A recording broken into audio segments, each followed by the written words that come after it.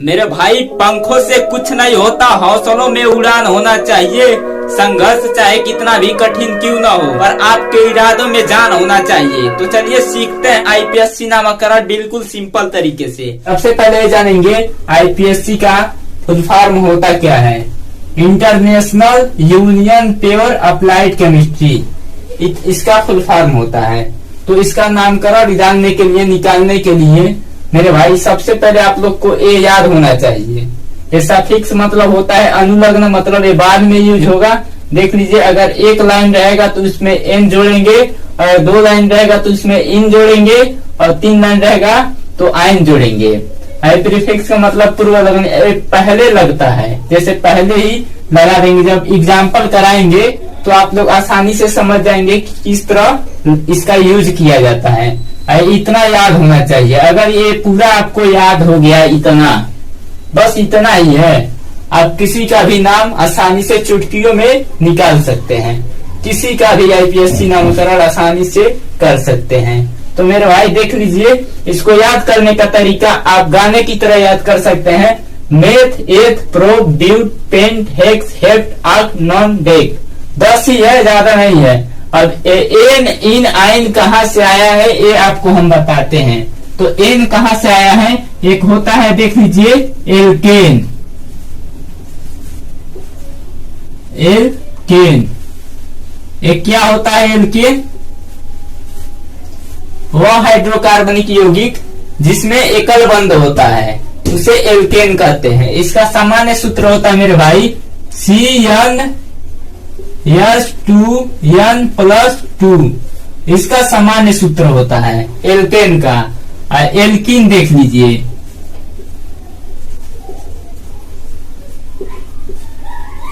Alkene जिसमें द्विबंध होता है, वह कार्बनिक यौगिक जिसमें द्विबंध होता है वो एल्कीन कहलाते हैं। इसका सामान्य सूत्र होता है CnS2n, बस इतना ही होता है। उसके बाद आता है मेरे भाई एल्केन, एल्कीन, एल्काइन। उसके बाद आता है एल्काइन जिसमें ट्रिपल बंध होता है, उसे कहते हैं हम एल्काइन। तो देख लीजिए, इसका सूत्र होता है CnS2n-2। इसको याद करने का तरीका एकदम ट्रिक है। जोड़ना, खत्म करना, घटाना है, इतना जान जाइए। जोड़ना है, खत्म करना है, घटाना है। इसमें 2 जोड़ देना है, 2 खत्म कर देना है, इसमें 2 घटा देना है। ये याद करने का ट्रिक है। इतना आप लोग लिख लीजिए। इसके बाद मैं इसका एग्जाम्पल कराता हूँ बिल्कुल सिंपल तरीके से, तो इसे आप लोग लिख लीजिए। तो देखिए, पहला क्वेश्चन है, इसे मैं सबसे सिंपल तरीके से मैं बता रहा हूँ। आप लोग वीडियो के अगर अंत तक जुड़े रहेंगे तभी ये क्वेश्चन देख पाएंगे मेरे भाई। तो देख लीजिए, जिसकी श्रृंखला बंध के नजदीक हो उधर से ही गिनती किया जाता है, मतलब काउंटिंग किया जाता है। तो यहाँ से इधर से काउंटिंग करते हैं क्योंकि इधर से श्रृंखला कम है। तो देखिए, 1, 2, 3, 4, 5, 6 काउंटिंग कर लिए मेरे भाई, बिल्कुल सिंपल तरीके से। अब आप लोग देख लीजिए किस किस अंक पे डबल बंद है। तो देखिए, 1 पर डबल बंद है और 4 पर डबल बंद है। तो यहाँ पे लिखेंगे 1,4। अगर डबल हो गया 1,4 मतलब डाई, इसको डाई लिखेंगे 1,4 डाई। और देखिए 2 है तो डबल बंद पे क्या लिखेंगे, इन। ये अनुलग्न है, बाद में जुड़ता है, पर इसे मैं इस तरह लिख देता हूँ 1,4 डाई इन। इतना हो गया। अब गिन लीजिए कितना है, 1, 2, 3, 4, 5, 6 है मेरे भाई। तो देख लीजिए, 1, 2, 3, 4, 5, 6 पे है हेक्स। तो यहाँ पे लिख देंगे हेक्स। इस तरह आप इसे कर लिए, इतना आसान है, इतना कर लिए। या इसे दूसरे तरीके से भी लिख सकते हैं। तो लिखेंगे या कर देखिए, या 1,4 डाई लिखेंगे 1,4 डाई, इतना लिख देंगे। और इन और हेक्स को जोड़ देंगे तो हो जाएगा हेक्सीन। तो इसको इस तरह लिखेंगे हेक्सीन, इस तरह भी कर सकते हैं। तो देखिए कितना सिंपल था मेरे भाई, पहला क्वेश्चन एकदम अच्छे तरीके से आप लोगों को समझ आया होगा। तो चलिए देखते हैं दूसरा क्वेश्चन, बिल्कुल इसी प्रोसेस से ये भी यूज होगा, क्योंकि यहाँ पे देखिए यहाँ पे भी डबल बंद है, यहाँ पे भी डबल बंद है। तो इधर से काउंटिंग करते हैं मेरे भाई। तो देखिए 1 2 3 4 5 काउंटिंग हो गया। उसके बाद हम लोग को देखना है किस किस पर डबल बंद है। तो देखिए 1 पर डबल बंद है और 3 पर डबल बंद है। तो इसको लिखेंगे 1,3। अगर 2 है तो देख लीजिए क्या लिखेंगे, डाई लिख दिए। उसके बाद देखिए कितना है 5 तक, 1 2 3 4 5। तो देख लीजिए 5 पे क्या आता है, meth eth pro but paint.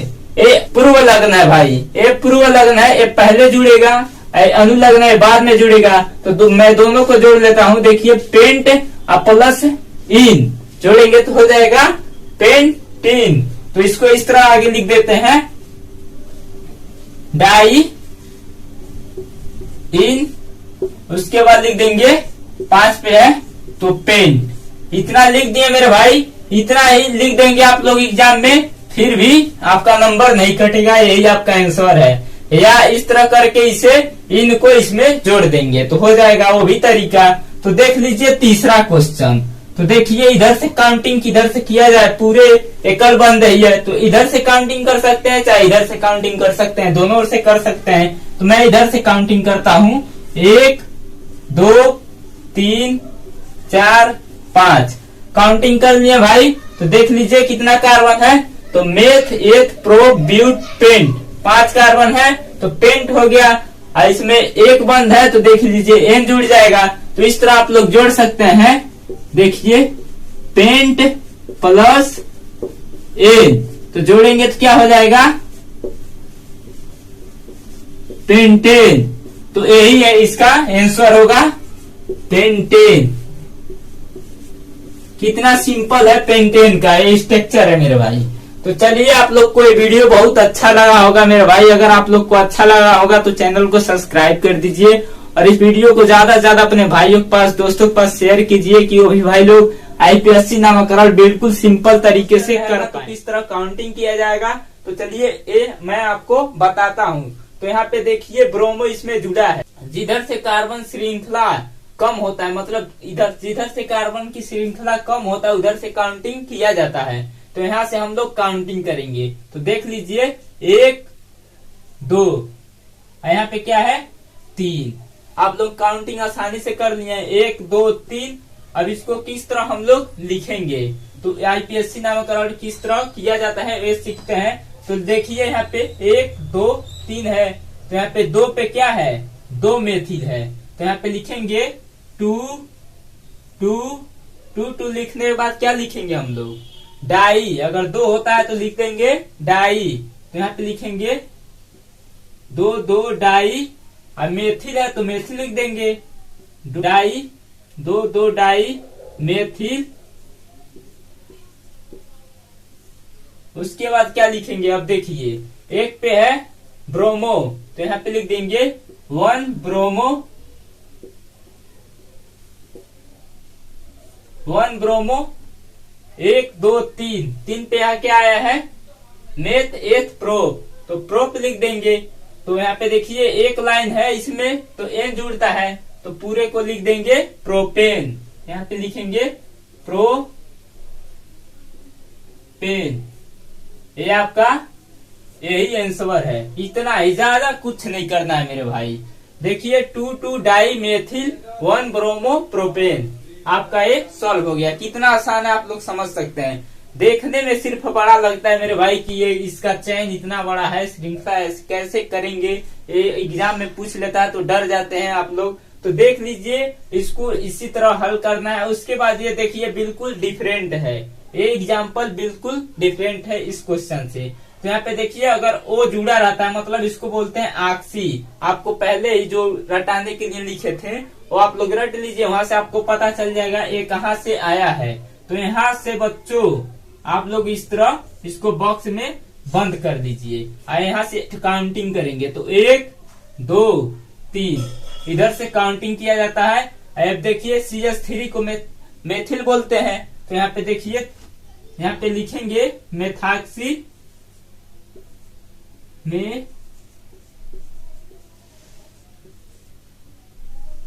Methoxy लिख दिए। यहाँ पे देखिए 1 2 3 पे क्या है, प्रोपेन। इसमें एक बंद है, इसमें एक बंद है, देख लीजिए यहाँ पे एक बंद पे लिखा रहा है, यहाँ पे देख लीजिए एक बंद पे N जुड़ते हैं तो लिख देंगे प्रोपेन।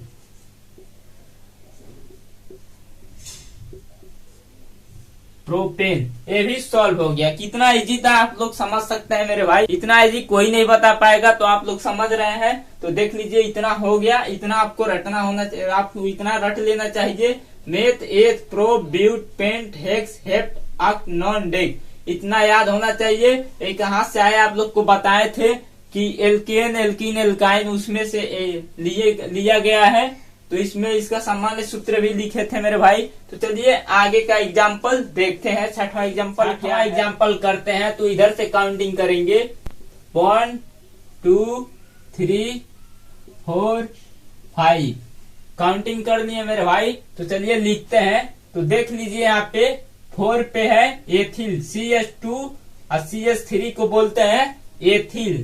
तो यहाँ पे लिखेंगे 4 एथिल, इस तरह लिखेंगे मेरे भाई। यहाँ पे 4 एथिल 2 क्लोरो 2 क्लोरो, और लिखेंगे 1 2 3 4 5। तो क्या आ रहा है 5 पे पेंटे, और यहाँ पे OH जुड़ा है तो पेंटेनॉल हो जाएगा। तो यहाँ पे लिख देंगे पेंटेनॉल,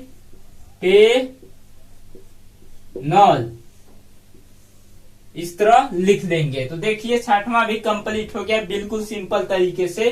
तो चलिए 7वां को देखते हैं। तो देखिए फिर इसमें O जुड़ा है, तो यहाँ पे इसको बॉक्स में बंद कर लेंगे इस तरह मेरे भाई। अब यहाँ से काउंटिंग करेंगे 1 2 3 4, इस तरह काउंटिंग कर लेंगे। तो इसको CH2 CH3 देखिए एथिल है, तो इसको पढ़ेंगे O जुड़ा है तो एथाक्सी, तो लिखेंगे 2 एथाक्सी।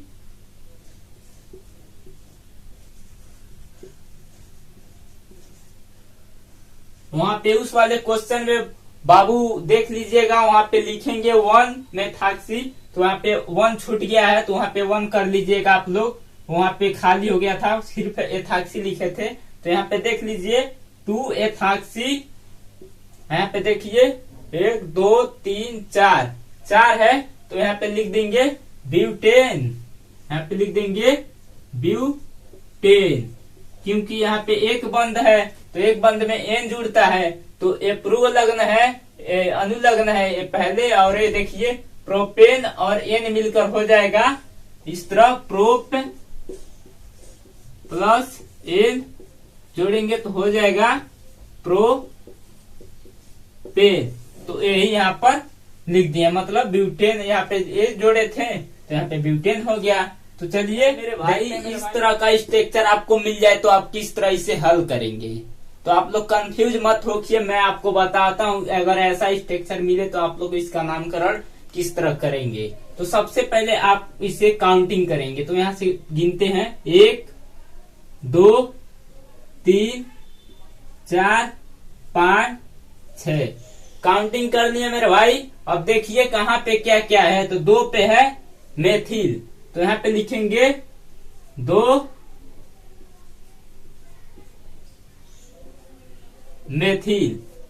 उसके बाद लिखेंगे यहाँ पे देखिए 1 पे है क्लोरो, तो यहाँ पे लिखेंगे 1 क्लोरो। उसके बाद क्या लिखेंगे भाई, ये बेंजीन। अगर इस तरह का स्ट्रक्चर हो तो बेंजीन लिखा जाता है, तो बेंजीन लिख देंगे। आपका हल हो गया, यही नाम है इसका। तो 8वां स्ट्रक्चर का नाम कितना सिंपल था। अगर कभी भी मेरे भाई ऐसा स्ट्रक्चर आपको मिल जाए तो आप इसे इस तरह नाम देंगे बेंजीन। और इस तरह का अगर स्ट्रक्चर मिलते हैं तो देख लीजिए इसका नामकरण किस तरह करते हैं। तो यहां से लिखेंगे 1 2 3 4 5 6 इस तरह लिख देंगे। ये देखिए 2, ये देख लीजिए C2H5 पे क्या है, एथिल है।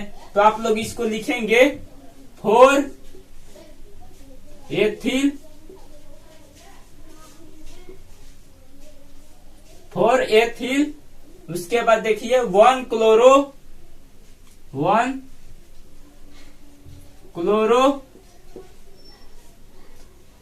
लिखेंगे इसको साइक्लो बोलते हैं। देखिए एक बॉन्ड है तो इसको क्या बोलेंगे, 6 पे आया है तो हेक्सेन, मतलब हेक्सेन, हेक्स प्लस एन जोड़ देंगे तो हो जाएगा हेक्सेन। तो साइक्लो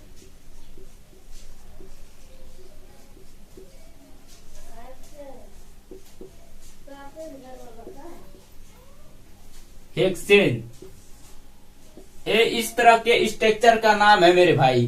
तो चलिए आगे देखते हैं। आप लोग कंफ्यूज मत होइएगा क्योंकि इस तरह स्ट्रक्चर भी आपको एग्जाम में मिल सकता है, इसलिए मैं ऐसा एग्जाम्पल ला के बताया हूँ कि इस तरह के स्ट्रक्चर को बोलते हैं बेंजीन। अगर इस तरह आपको मिल जाए तो लिख देंगे साइक्लो। ये साइक्लो जिसमें अंदर से नहीं कुछ होता है वो साइक्लो है, और जिसमें अंदर से कुछ है तो बेंजीन है। तो इतना समझ गए मेरे भाई। तो चलिए आगे का एग्जाम्पल देखते हैं। तो चलिए मेरे भाई 10वां एग्जाम्पल का काउंटिंग करते हैं। तो इधर से काउंटिंग करेंगे 1 2 3 4 5 आया मेरे भाई। तो देख लीजिए 2 पे है मेथिल, तो यहाँ पे लिख देंगे 2 मेथिल। उसके बाद लिखेंगे मेरे भाई, देखिए 1 पे है ऑल, तो यहाँ पे लिख देंगे 1 ऑल। उसके बाद मेरे भाई लिखेंगे 1 2 3 4 5 है, वो भी एकल बंध का है मेरे भाई। तो देखिए meth eth pro but paint, यहाँ पे लिख देंगे पेंटेन, क्योंकि एकल बंध इसमें जुड़ गया है तो आपका ये पहला हो गया, मतलब ये आपका 10वां हो गया। तो देख लीजिए 2 मेथिल 1 ऑल पेंटेन। आसान है कि नहीं मेरे भाई। इसको दूसरे तरीके से भी लिख सकते हैं, इस तरह भी 2 मेथिल, या करके इसे इस तरह भी लिख सकते हैं 2 मेथिल पेंटेनॉल 1 पेंटेनॉल, इस तरह भी लिख सकते हैं। इसका नाम कितना आसान हो गया मेरे भाई। चलिए अब देखते हैं 11वां। तो इसे किस तरह काउंटिंग करते हैं। तो चलिए देखते हैं मेरे भाई 11वां इसे किस तरह काउंटिंग करते हैं। तो करते हैं इधर से काउंटिंग 1 2 3 4, इधर से काउंटिंग कर लिए मेरे भाई। तो देखिए 2 पर है 2 मेथिल, तो यहाँ पे लिखेंगे 2 methyl 2 di methyl 2 di methyl 1 2 3 4 है। तो देखिए ब्यूट, अब प्लस को एन जोड़ देंगे, मतलब एकल बंध है तो एन जुड़ जाएगा तो ब्यूटेन हो जाएगा, ब्यूटेन हो गया। तो देखिए आपका कितना आसान है। 11 एग्जाम्पल हो चुका है मेरे भाई। अगर आपको ये वीडियो बहुत अच्छा लग रहा होगा तो और ज्यादा इस वीडियो के अंत तक जुड़े रहिएगा कि आप लोग का पूरा डाउट क्लियर हो जाए। तो चलिए 12वां एग्जाम्पल है मेरे भाई। तो देखिए इसमें CHO जुड़ा है, तो यहाँ से गिनती किया जाता है, यहाँ पर से 1 2 3 4, ये जो भी जुड़ा रहेगा वही जैसे अब यहाँ पे भी देखिए यहाँ से गिनती किया जाएगा। तो देखिए 1 2 3 4 गिनती कर ली है। अब यहाँ पे देखिए 3 पर है 2 मिथिल, तो लिखेंगे 3 डाई मेथिल 3 डाई मेथिल। उसके बाद क्या है, CHO का मतलब होता है मेरे भाई देख लीजिए नल, इसका अनुलग्न होता है नल, CHO का अनुलग्न होता है नल। तो 3 1 2 3 4 है, वो भी एकल बंध का। तो देखिए मेथ एथ प्रो ब्यूट, ब्यूटेनल हो जाएगा, ब्यूटेनल। इसका नाम हो गया मेरे भाई 3 डाई मेथिल ब्यूटेनल। अब इस 13वां देखते हैं मेरे भाई। अब 13 वाला देखते हैं क्वेश्चन। तो देख लीजिए इधर से गिनती किया जाएगा। तो 1 2 3 4 5 है मेरे भाई, गिनती किया 5 कार्बन है। तो यहाँ पे देखिए 3 पर है मेथिल, तो लिखेंगे 3 मेथिल। उसके बाद लिख देंगे मेरे भाई, देखिए 1 2 3 4 5 एकल बंध का है, अब 5 पर है तो meth eth pro but paint. इसका अनुलग्न होता है मेरे भाई ओइक अम्ल, तो इसको लिखेंगे पेंटेनोइक अम्ल, पेंटेनोइक अम्ल,